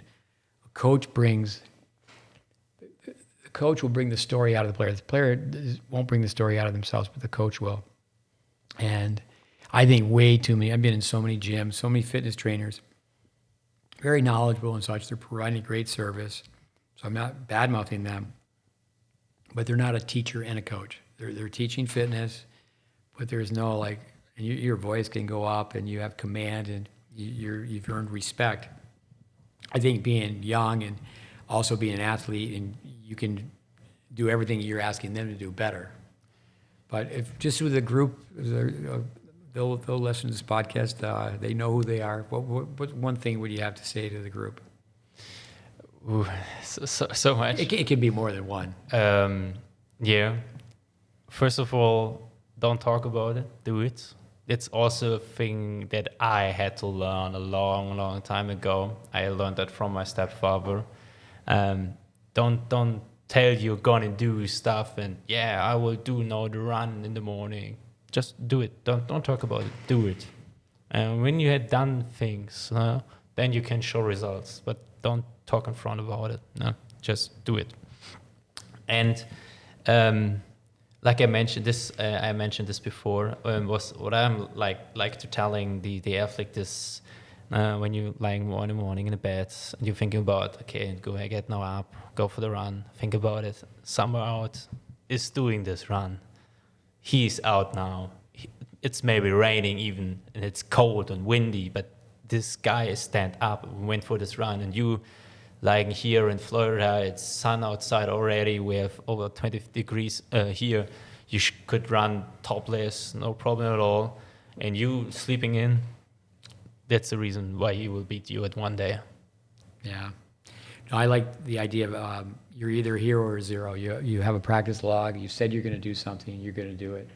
And Nike, the kids are always, wearing these shirts. They just do it. And I go, get over here. Put that shirt on inside out, because you're not doing it. You're just not doing it. Yeah. But Johann, thank you very much. Appreciate it very much.